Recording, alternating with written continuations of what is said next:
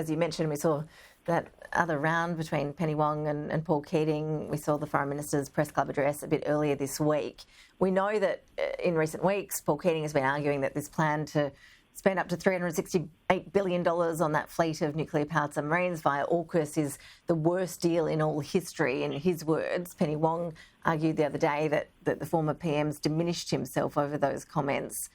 Where do you land on this? I mean, does the former PM make any valid points, taking away the personal attacks that we've seen along the way? Well, I think it's been largely unedifying for the former Prime Minister. I think he has diminished himself by some of the comments that he's made and the personal attacks. I mean, he also made, accusations at the press club that the entire public service were neoconservatives. I mean, this stuff is just simply not true. And I think on the AUKUS deal, look, I think we can have a rational, grown-up conversation about spending that amount of money on a particular defence capability. The government's made it clear, and a lot of people, myself included, have supported that particular position. The argument really should be, is that the best investment for the Australian dollar into deterrence, or is there should be investment, say, in other capabilities? But I think what we need to do is move beyond this argument that we need to make that investment at all. Paul Keating's basically presented a position around China that is very reductionist in its approach. It basically says we would only need to worry about China if it directly attacked Australia, and that's simply not the case. And I think the Foreign Minister, in response on the press club, put out one of the best speeches by a Foreign Minister in a long time. She was very clear that Australian foreign policy and strategic policy is about averting war and maintaining the peace. It's about shaping the region. But most importantly, she said, it's also about avoiding a region that is closed, that is hierarchical, and where she said the rules are dictated by a single major power that suits its own interests. And what she said there without saying it is she's talking about China, that what we don't want is a closed hierarchical order in our region that's run and dominated by China. It's really clear that virtually all the other states in the region see this as the same thing. And what the Foreign Minister made really clear is what we need to do is reject this kind of G2 US-China reductionist approach that Keating and others have taken to this particular issue and think about it as a more broader strategic competition that's happening on in the region. And underpinning that is what she said the government has to do is contributing to the regional balance of power. That was very clear and very direct in her speech. In fact, this notion of a balance of power is in the title of the speech.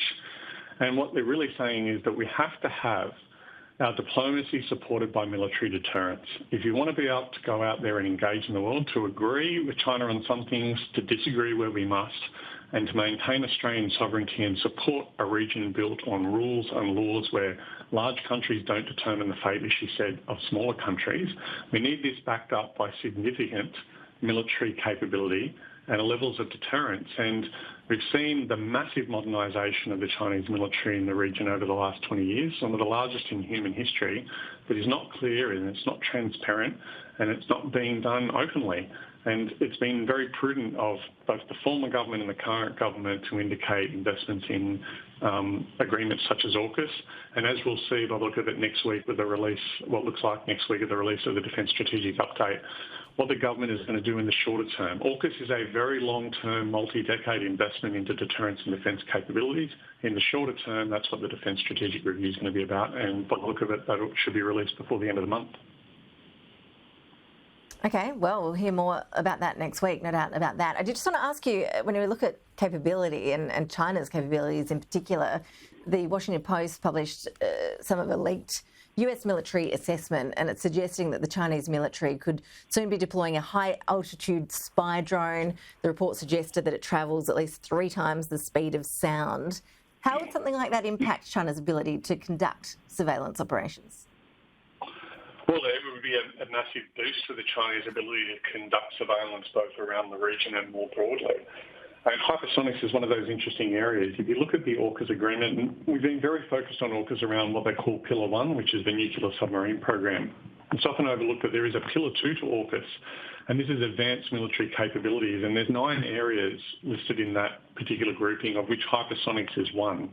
Now, I would argue that hypersonics is listed in that particular area because, as the reports are saying, that the Chinese seem to largely have a lead over the Western powers, the United States, Australia, Japan, the United Kingdom and others in areas such as hypersonics. So this is an area that we have to play a bit of catch-up in, and this gives then the Chinese a capability overmatch in one particular area that we need to offset. So this is a really important area for investment. Surveillance and reconnaissance and intelligence is really key.